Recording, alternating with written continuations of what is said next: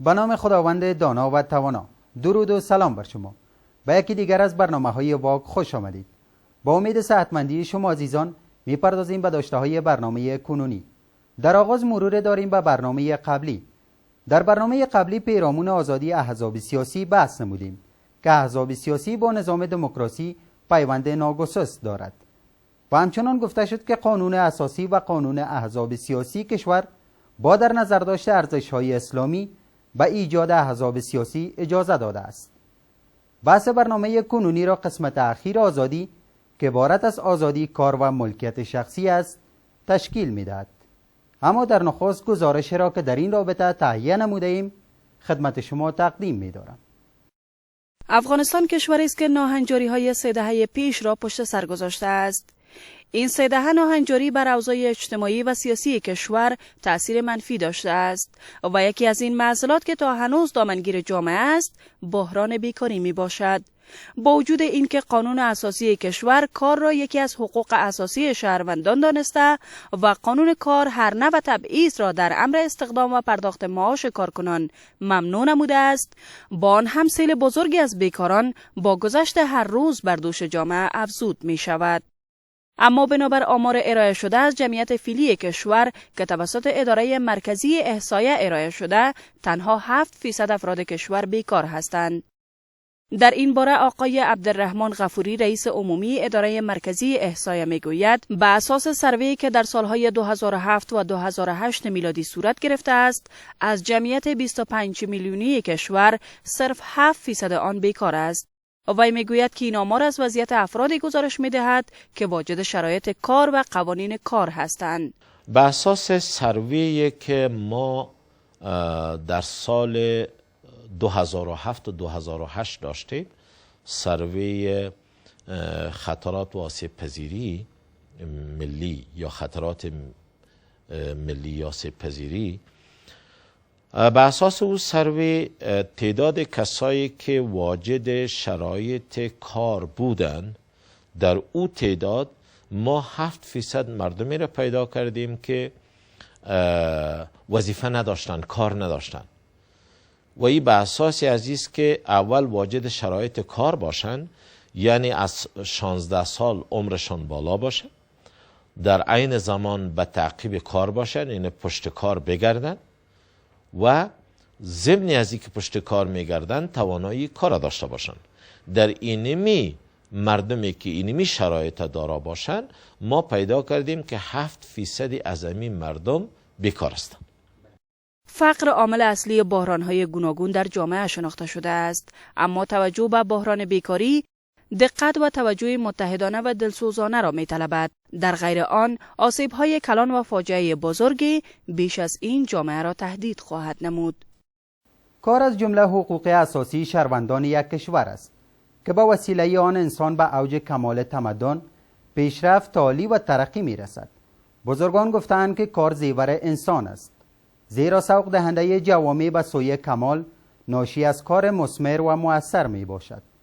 همچنان ماده 48 قانون اساسی کشور در این باره چنین صراحت دارد: کار حق هر افغان است و انتخاب شغل و حرفه در حدود احکام قانون آزاد می باشد. حال سوال اینجاست که کار در قوانین جهانی و در دین مقدس اسلام چه جایگاهی دارد و چگونه کار برای شخص مسلمان شایسته و از اهمیت زیاد برخوردار است.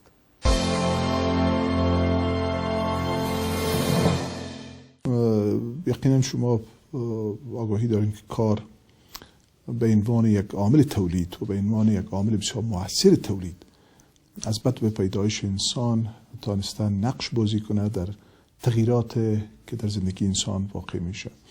به وسیله کار انسان ها تانستن تا ارزش های را تولید بکنن، نوآوری ها بکنن، بالاخره چیزهایی را تخلیق بکنن و در راستای به کاربرد امکانات و به کاربرد عوامل محدودی که در ماحول انسان وجود داشته برای تأمین آرزوهای بزرگی که انسان داره، این به عنوان یک وسیله بسیار مؤثر به کار رفته. در ادوار مختلف تاریخ به کار توجه و نقش اساسی در زمینه تولید ارزش ها و تخلیق نعمات داده شده. در نظام موجود اقتصاد جهانی که کار به عنوان یک عامل بسیار مؤثر در نظام تولید مطرح هست، به خاطر استفاده بهینه از کار، استفاده معقول، مطلوب، اصولی و بالاخره استفاده توأم با یک مؤثریت و معلدیت بلند سعی شده تا کار و عملکردهای کار، مناسبات کار در چوکات قوانین بشری تنظیم شود. اسلام د فطرت دین ده او واقعیتونه ټول په نظر کې نیولي. د انسان فطرت د دې تقاضا کوي چې دی باید کار وکړي، فعالیت وکړي، او د انسان ضرورت ده چې باید کار وکړي. او یو شی چې د انسان ضرورت وي، فطري ضرورت وي، د اسلام له نګاه هغه عمل مکلفیت هم ګڼل کیږي. نو کار د انسان ضرورت ده او د اسلام له خوا نه یو مکلفیت ده. په دې باندې مختلف نصوص دلالت کوي، د قرآن او سنت په دې باندې دلالت کوي چې انسان باید کار وکړي. رسول الله صلی الله علیه وسلم په یو حدیث کې فرمایي الکاسب حبیب الله، څوک چې کسبګر ده د الله دوست ده. یو بل حدیث کې راځي چې بهترین رزق چې انسان یې خوري هغه رزق ده چې دی په خپل لاس وګټي.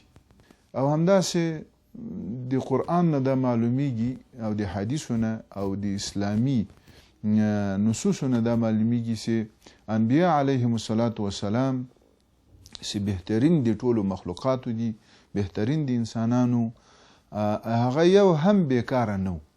هر یو کسب درلوده چې حلاله روزي لاسته راوړله.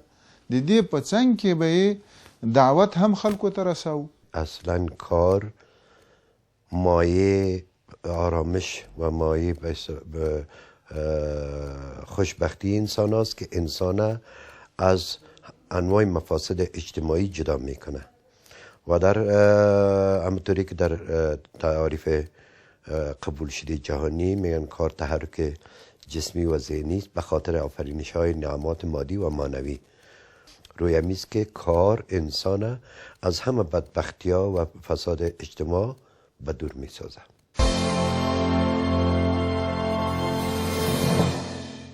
همانطوری که تذکر داده شد، کار از جمله حقوق اساسی شهروندان یک کشور است که هر شهروند باید از آن مستفید گردد و انتخاب شغل و حرفه نیز آزاد می باشد. با توجه به این مسئله، قانون کار افغانستان در مورد انتخاب شغل و حرفه تبعیض را ممنوع قرار داده و در ماده 9 چنین صراحت دارد: در استخدام به کار، تادیه، مزد و امتیازات، انتخاب شغل، حرفه، مهارت و تخصص، حق تحصیل و تأمینات اجتماعی، هر نوع تبعیض ممنوع می باشد. سوال اساسی این است که حقوق، امتیازات و قوانین که برای کار و کارگر در جامعه ما وجود دارد با دیگر جوامع در چه تفاوت قرار دارد و این مسائل در دین اسلام چگونه است؟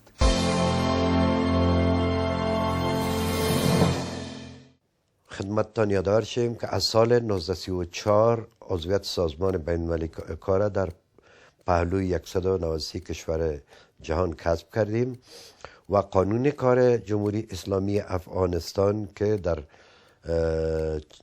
14 فصل و 153 ماده نافذ شده، معیارهای بین المللی کار در اکثر عرصه‌های کار در نظر داره و در قانون رعایت شده و تسجیل شده و ما در پالوی قانون کار 42 سند تقنینی دیگه داریم که در ابعاد مختلف حقوق و جایب مکلفیات ها و تامینات کارکنان دو تسجیل است. ببینید امروز جوامع در دو حالت مشخص قرار دارن. اگر در کاتگوری عام ببینیم، یکی جامعه هست که در او هنوز مناسبات کار درست تعریف نشده، مخصوصا در جامعه عقب مانده، در جامعه که اونا با قوانین مدنی و قوانین موجود جهانی انطباق درست ندارن. متاسفانه به کار حرمت کافی قائل نیستن. کار بدون داشتن تضمینات صورت میگیره. در برابر کار همون پاداش و حقی که به عنوان ماحصل کار باید به عنوان دستمزد، به عنوان امتیازات کار برای کارگر داده شود، اینا تضمین نشده. اما در جامعه که اونا جامعه پیشرفته هستن، جامعه هستن که ارزش‌های انسانی را زیادتر متکامل ساختن و بر حضور ارج گذاشتن، قوانین بسیار متمدن کار و کارگر وجود داره. در این مناسبات سعی شده از یک طرف با حضور نماینده های کارگر و نماینده هایی که اونا عامل کار در اختیارشان هست در مناسبات تولید او را تسجیل بکنن در قوانین خود، و از طرف دیگر برای تعیین قیمت کار و تعیین امتیازات کار در مناسبات تولید در نتیجه ماحصل که کار و سایر عوامل تولید در یک مناسبات کار به وجود میارن و خلق میکنن، بحث مارکت و یا بازار به عنوان عامل اساسی و تعیین کننده در قیمت کار معین و مشخص است. در کشورهای پیشرفته جهانی مدل‌های مختلف از وجود داره که در مجموع در کشورهایی که اونجا متکی به اقتصاد بازار عمل میکنن و مارکت یا بازار در واقع بر مبنای همو عرضه و تقاضای کار، بازار کار به عنوان محک قرار دادن و نیروهای مؤثری که در بازار عمل میکنن در واقع قیمت‌های تعادلی قیمت کار و امتیازات کار تثبیت میکنه.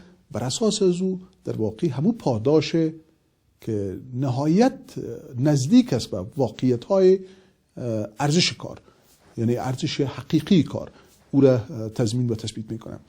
د اسلام له نگانه مقید ازادي ورکړی شوې ده کارګرانو ته، همداراز کارفرمایانو ته ازادي شته، اما ازادي مقیده ده، قیود پکې راغلي دي. نو د کاپیتالیزم په ډول باندې آزاد هم نه دي پرېښودل شوي، د سوسیالیزم په ډول باندې بالکل مقید هم نه دي، بلکې ازادي شته اما ازادي مقیده ده.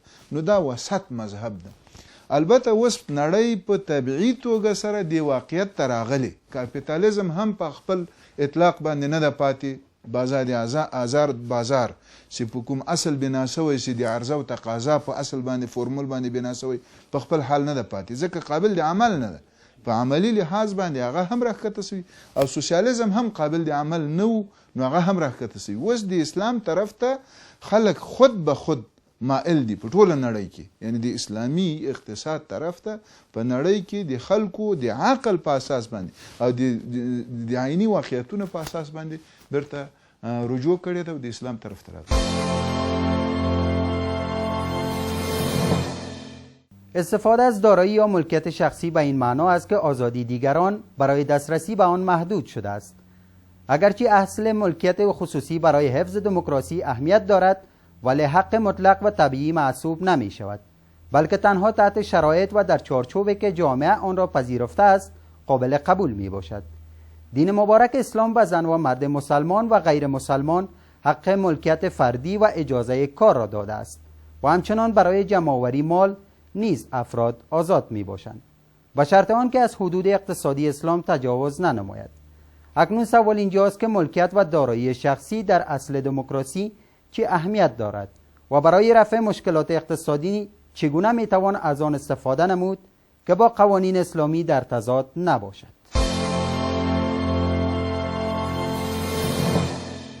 زمانی که ما میگیم که ملکیت و دارایی به یک اصل ما را میکشانه که ما فکر کنیم که ملکیت دارایی از کجا شده. در اصطلاحات بین المللی که ما عضوش هستیم 3 شریک اجتماعی میگن، یعنی کارگر، کارفرما و دولت. دولت حیثیت تامین کننده و حمایت کننده را داره و کارفرمای حقیقی باشه چی حکمی باشه حیثیت مالک سرمایه را داره و کارگر حیثیت تولید کننده را داره. هیچ سرمایه، هیچ دارایی بدون بکارگیری نیروی کار و بکارگیری کارکنان خود به خود نه زاده میشه، نه انکشاف پیدا میکنه و نه تحکیم میافته. وقتی در یک نظام دموکراتیک اعتنا به حاکمیت ارزش‌های مالکیت فردی وجود نداشته باشه، طبعا سعی بری میشه تا همو ارزش‌های دموکراتیک که در داخل جامعه بالاخره نظم ایجاد میکنه اونا خدشه‌دار شود و این مناسبات دموکراتیک در جنب خود در مسائل اجتماعی، مسائل اقتصادی و سایر بحث‌های دیگه که اونا را توجیه میکنه اونجا هم نهایت متبارز هست. مخصوصا در جوامع دموکراتیک که اونا معتقد به اصل آزادی های تجارت و آزادی های اقتصاد و آزادی های معاملات هستند، پذیرش حق مالکیت شخصی نهایت با اهمیت است. اما اسلام د دې لپاره دقیق احکام یې دي. مثلا اول یې ناروا کاروبار حرام کړی ده، او ناروا کاروبار اکثر هغه کاروبار ده چې په ډیر کم وخت کې ډیره زیاته سرمایه جمع کیږي، لکه مثلا په هغو کې سود راځي، هغو کې قمار راځي، د مواد مخدرو کاروبار راځي، داسې کارونه دا اسلام ناروا کړي. نو یو اصل خو دا سو چې ناروا معاملات چې ډیر سرمایه په یو ځل باندې جلبوي دا ناروا ده. یو دوهم داسې که یو شخص وکړی سي چې له روا لارې نه فرصتونه ورته مساعد سي ډیر مال را جمع کړي، په دې باندې بیا مکلفیتونه ایښي دي. یو دا ده چې زکات به ورکړي، دوم دا ده چې خیرات به ورکړي، دریم دا ده چې خپلو خپلوانو سره به نیکي کوي، څلورم دا ده چې د دولت حق لري چې د غنیانو نه مال راواخلي علاوه له زکات.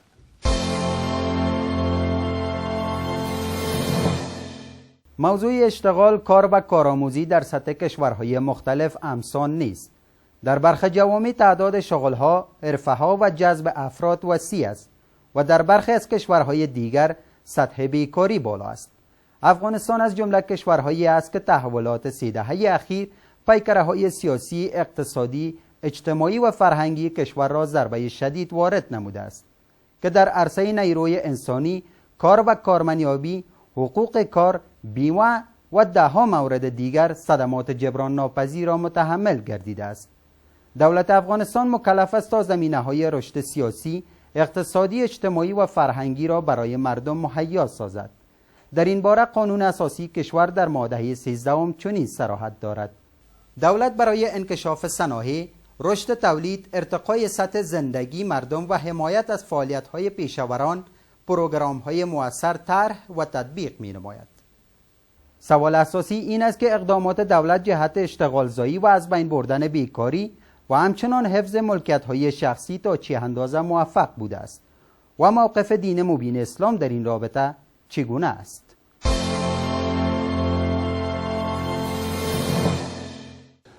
با تأسف همونطور که لازم بود و همونطور که لازم هست به این اصل توجهی بسیار جدی صورت نگرفت. ما متاسفانه دچار چالش های دیگه شدیم در بحث‌های امنیتی، در بحث‌های سیاسی، در بحث‌های وحدت ملی و رفتن به تکرار تجارب گذشته که پیامد و نتایج شنیمی اشکالات است که شما به او اشاره کردیم. ما چانس یافتیم بعد از تصویب قانون اساسی جدید افغانستان که بالاخره یک عامل اساسی را برای تخلیق جای کار و برای مصروف ساختن نیروی کار بسیار بلندی که ما داریم به میدان کشیدن اون نیروها و بیرون کردن از اونها از چوکات‌های بیکاری‌هایی که به اشکال مختلف اینا را تهدید میکنه. این چانس متاسفانه همونطوری که لازم بود و همونطوری که به شکل بالقوه در داخل جامعه موجود داشت و قانون اساسی ما به ما اجازه میداد و حکم میکرد، استفاده لازم نکردیم. په دې حق باندې په اسلام کې دولت دا مکلفیت لري. د مریضانو د صحت لپاره دولت مکلفیت لري، د بیکاره خلکو لپاره د کار پیدا کولو لپاره دولت مکلفیت لري، او همداراز د معذور خلکو ته د کفایت لپاره چې د دې کفایت وشي دومره زمینه د اوسېدو، کور، کالي، ډوډۍ دا د دولت مکلفیت ته چې دې خلکو ته ورسوي، او بیکاره خلکو ته باید کار هم پیدا کړي. دولت کولی شي چې په خپلو اقتصادي پروګرامونو باندې داسې پلانونه وضع کړي چې اقلا په 5 کالو کې، په 10 کالو کې د بیکارۍ زمینه له ټولو نه ډېره راښکته کړي او سرمایه جلب شي. په اسلام کې بالکل دغه ابتکارات عبادت ده. هر ویرانی را آباد کردنش زمان به کار داره. ویران کردن بسیار آسان است. من طرفداری نمی کنم که من خودم به دولت هستم، اما این یک حقیقت مسلم است که ویرانی ها را آباد کردنش زمان و امکان به کار داره. با اون لحاظ در عرصه کار دولت فعالیت هایی را که انجام داده طریق قوانین است. ایجاد مراکز فراماری تسهیلات کار است که نیروی بشری را به نیروی کار تبدیل میکنه. مراکز آموزش‌های فنی و حرفوی است، یا به شکل عامش بگویم مؤسسات تحصیلات عالی و مؤسسات تعلیمی مسلکی و تعلیمی عمومی است. دیگه خدمت شما یادآور شم ایجاد محلات کار است.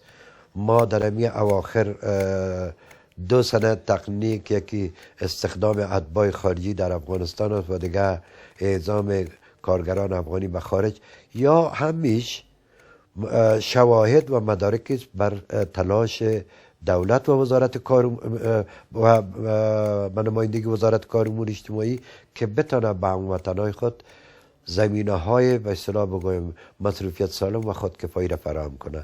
اما بازم مگه خواهد تکرار میکنم که این ویرانی هایی که طی 3 دهه یا 4 دهه بوده، اینقدر نباید ما انتظار داشته باشیم که به زودی میشه.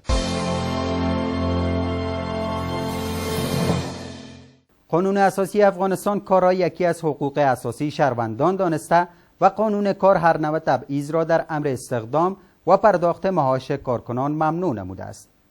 همچنان پیامبر بزرگوار اسلام حضرت محمد صلی الله علیه و سلم فرمودند کسی که با رنج و زحمت از عمل 2 دست خود هزینه زندگی را تأمین و روز شب را سپری نماید بخشیده شده است. پس در میابیم که عواید و مصارف در امور زندگی باید بر اساس قوانین دین مقدس اسلام باشد، نه آنچه که خواست و آرزوی شخصی ماست. عزیزان، این بود داشته های این برنامه.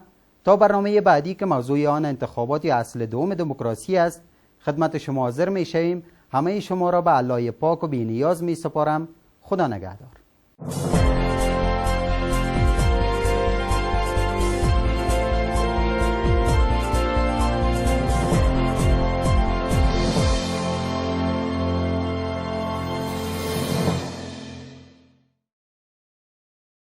دغه خبرونه تاسو ته د ملګرو ملتونو د ډیموکراسۍ د مرستندوی صندوق په مالی مرسته تاسو ته وړاندې شو.